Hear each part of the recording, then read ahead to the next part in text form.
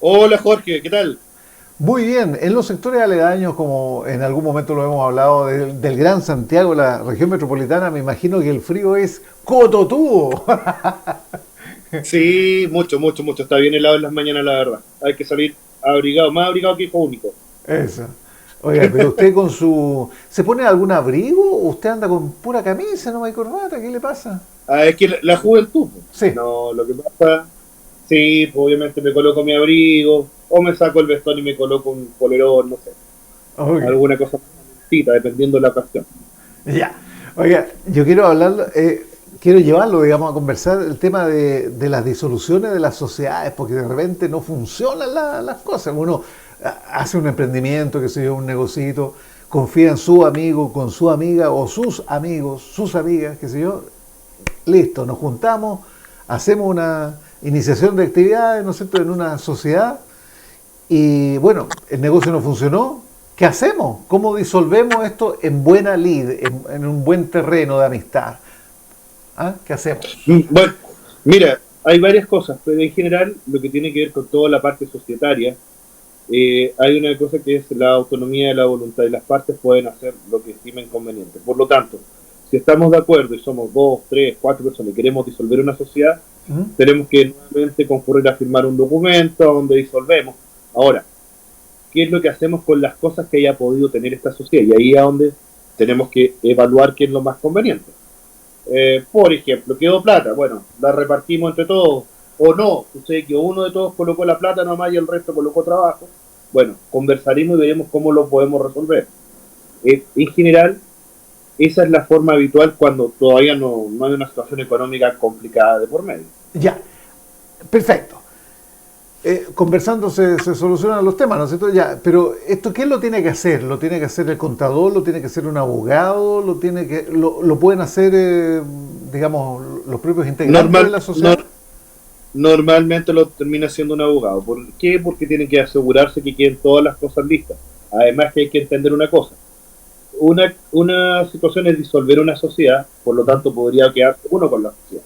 Por lo tanto no hay un término, no hay que hacer término de giro, no hay que Claro. hacer todos estos otros procesos de cierre. Pero en el caso de que se cerrara, obviamente va a ir asociado a algunas otras situaciones tributarias, donde hay que informar al servicio de impuesto interno, ahí trabaja el abogado con el contador, dice ya, tengo lista la escritura, avisa al Ah, servicio de impuesto interno, el servicio de impuesto interno va a hacer una revisión, va a ver que esté todo en orden y ahí va a autorizar el término de giro.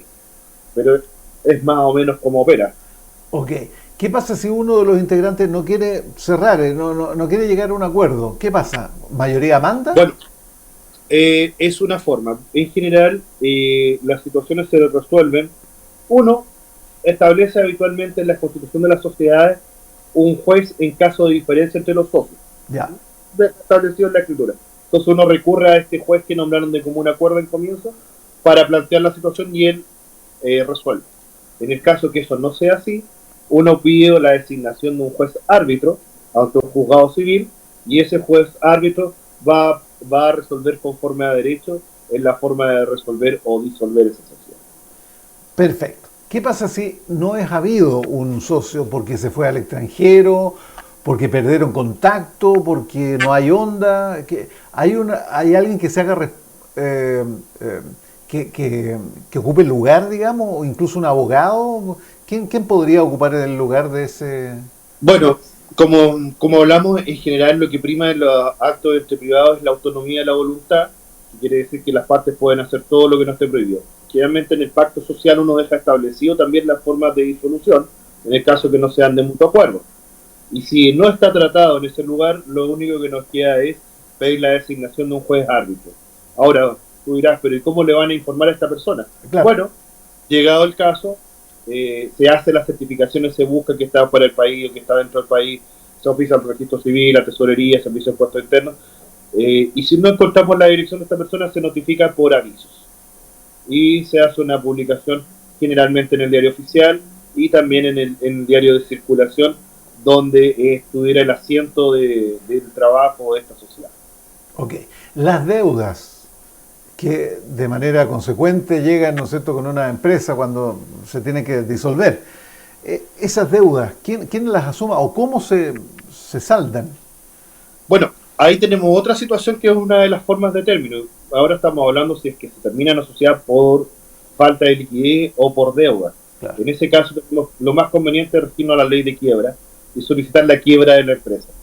Cuando eso ocurre, es un juicio arbitral también, donde hay un síndico de quiebra, que se pide nombrar a un juzgado civil, y se hace la gestión de término de las actividades y los pagos que se logran hacer por lo que el capital que quedó de la empresa. Ya. ¿Es muy engorroso ese proceso, síndico de A mí en quiebra? general, a mí la ley de quiebra me gusta, pero creo que está reservado para cuando son deudas patrimoniales muy elevadas. De lo contrario, la verdad no tiene mucho sentido. A veces más vale llegar y a dejar que las empresas empiecen a declarar sin movimiento y que terminen naturalmente. También es una forma.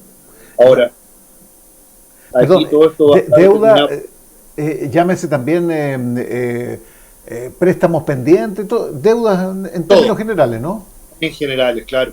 Ahora, hay que entender una cosa, y ahí uno tiene que revisar y hacer un estudio, porque aquí estamos hablando de hipotéticos, ¿verdad? Ujú. Generalmente, si yo, por ejemplo, llego y pido como empresa un crédito al banco, no hay problema porque la empresa es la que responde. Pero ¿qué Claro, ocurre si el banco me pide una garantía hipotecaria y yo doy una garantía hipotecaria de uno de los socios? Chuta, claro. ahí está complicado porque en realidad ahí lo que nos Buen conviene punto. es negociar con el banco. O si alguien se convirtió como aval como persona natural. Lamentablemente vamos a tener que dar de buscar la persona que solidarizó con esa obligación de colaborar para que pueda resolver. Eso Ok. sería lo idóneo. Entiendo que es súper relevante entonces dejarlo súper claro al momento de constituir la sociedad, ¿no es cierto? ¿En qué condiciones se van a saldar estos temas, ¿no? Exactamente. Nunca podemos prever todas las cosas, pero hay que tratar de dejar tratada la mayor cantidad de cosas. Por ejemplo, algo muy común y que ocurre que es un problema de continuidad de la sociedad, por ejemplo, es que fallezca uno de los socios, fallezcan los dos socios.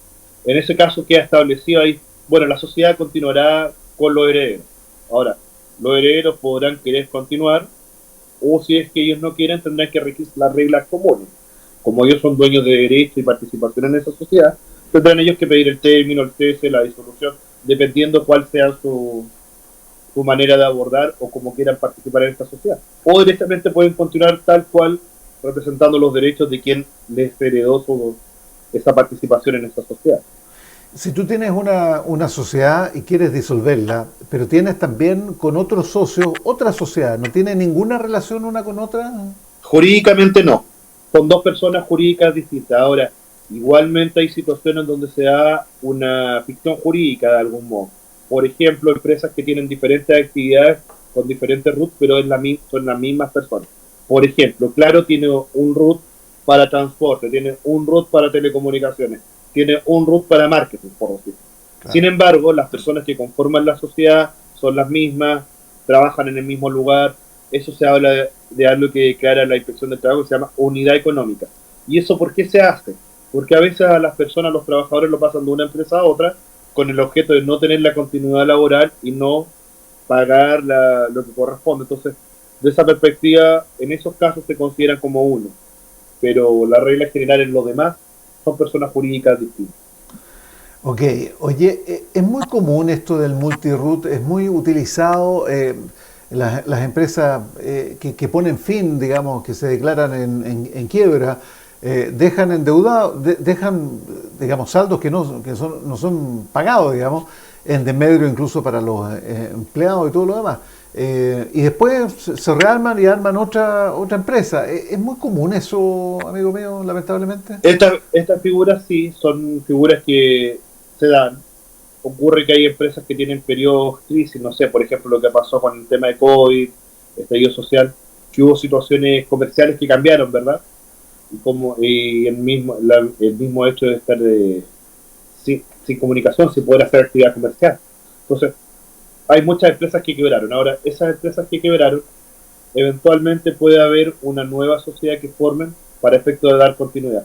Ahora, a mí me ha tocado estar en situaciones igual asesorando y cuando uno ve que en realidad está el ánimo, están las condiciones, están las herramientas para seguir trabajando, pero no se puede cumplir con las obligaciones, intentando preservar los derechos de los trabajadores, tú puedes tener una empresa nueva para efectos solamente de continuar con los trabajadores, no hay problema. Y Ya. tú también reconoces las obligaciones. Insisto, estoy hablando en un mundo ideal, no siempre ocurre así, pero normalmente si yo quebré con una empresa que tenía muchas deudas con el banco, por lo que sea, o tuve malos negocios, sin embargo yo veo que tengo un equipo de trabajo bueno, digo, chuta, sabes que esta empresa jurídicamente no es viable, pero voy a conformar otra que se dedique a la misma actividad o muy parecida, pero esta empresa nueva va a reconocer las obligaciones laborales de los otros trabajadores, eso es una continuidad perfecta. Obviamente siempre va a estar el tema de la deuda y eso se tendrá que resolver ya sea por la ley de quiebra o por los diferentes juicios que hagan las instituciones bancarias, si que fuera el caso. Ok. Cristian, no sé si te ha correspondido porque tú atiendes muchos casos, ¿no es cierto? Es muy diverso. Y hay Sí, mucha informalidad en muchos casos, digamos, ¿ah? sí. Incluso informalidad en el tratamiento de cómo se llega a una sociedad. A veces son simplemente sociedades de palabra, ¿no es cierto? No hay ninguna escritura, no hay ningún acto formal. ¿En qué queda? ¿Cómo se ordena eso? Yo me junté con un amigo, mi socio, qué sé yo, ponemos unas loquitas, qué sé, pero nunca hubo nada escrito de por medio. ¿Qué pasa ahí? O sea, buena voluntad para Lamentablemente, llegar a un acuerdo, ¿no? lamentablemente termina siendo tal como tú lo dices, termina siendo un tema de voluntad para llegar a acuerdos. En general, lo recomendable cuando sobre todo tenemos inversión de capital, constituirse formalmente como empresa. Que mucha gente trata de evitarlo por un tema de costo, pero la verdad son los gastos necesarios para empezar cualquier actividad y también es una forma de resguardo. Cuando nosotros vamos como persona natural podemos optar y tener un giro comercial, por supuesto que sí, pero también corremos los riesgos que si con razón de nuestra actividad comercial hacemos un mal negocio, también vamos a exponer no solamente el patrimonio del negocio, sino que el patrimonio propio, razón por la cual es importante formar sociedades para resguardar nuestro patrimonio familiar. Esa es la principal, Ok. es lo más adecuado, por lo menos. Y al revés, si yo, no sé, choco el auto, qué sé yo, mío, de mi familia, ¿se puede responsabilizar, se puede llegar con, digamos, a que la empresa o la sociedad tenga alguna responsabilidad? ¿Se podría llegar a eso? Podríamos llegar a eso siendo un poco rebuscado. ¿En qué sentido? Por ejemplo, yo llego y coloco como uno puede colocar en las empresas, puede colocar capital, también puede colocar bien a disposición. Por ejemplo, la responsabilidad civil en principio es de la persona que conduce. Sin embargo, después viene la responsabilidad si es que tenía el vehículo arrendado, por ejemplo, puede ser responsabilidad de esta persona y queda claramente determinada. Por otro lado, yo puedo arrendar ese vehículo a empresa, puedo hacer, entonces, pero ahí vamos a depender de los contratos cómo establezcamos las obligaciones. Lo normal es que el dueño del vehículo es el que responde por los daños patrimoniales que cause ese vehículo, junto con quien conduce. Esa es la regla general. ¿Podemos salir de ahí? Sí, pero tiene que ser bajo estas condiciones que ya mencioné. Ya, de ahí entra juicio, qué sé yo, y otro Sí, tema, ¿no es así cierto? es. Con Bueno, de hecho, en general se le recomienda a las personas que llegan y tienen, tienen un vehículo y sea estar asegurado. ¿Por qué? Porque eso también permite evitar y prever riesgos. Además, hay una cosa, cuando son vehículos de empresa también el daño no es el mismo que un vehículo cualquiera, por lo tanto uno podría demandar el daño emergente que te provocó que te chocara la camioneta que es la que tú dedicas para distribuir, o tuviste que arrendar un vehículo. Entonces, todos esos gastos asociados tú puedes cobrarlo con ocasión del juicio. Ok, para la gente que nos está escuchando, que está viendo, ¿no es cierto?, que ya puede formalizar algún tipo de sociedad, ¿cuál es la que se recomienda? Porque hay distintos tipos de sociedad, ¿no? ¿Cuál es la más Claro, básica? mira, va a depender, Jorge, de lo que nosotros busquemos hacer. Porque una forma muy simple es la SPA, que son las sociedades por acciones, Ujú. donde es fácil entrar a la sociedad, fácil salir de la sociedad, meter socios, sacar socios, es la forma más simple que hay. Ya. Saliendo de ahí están las sociedades que son empresas individuales de responsabilidad limitada. Es cuando no tengo ningún socio, pero yo quiero que mi patrimonio personal sea distinto a mi patrimonio comercial. Y creo una EIRL. Es relativamente simple también. Después vamos a pasar a las sociedades de responsabilidad limitada, las cuales responden hasta el monto de los aportes de cada uno de los socios. Y ya lo otro ya son las sociedades anónimas, que tienen que cumplir con determinadas formas.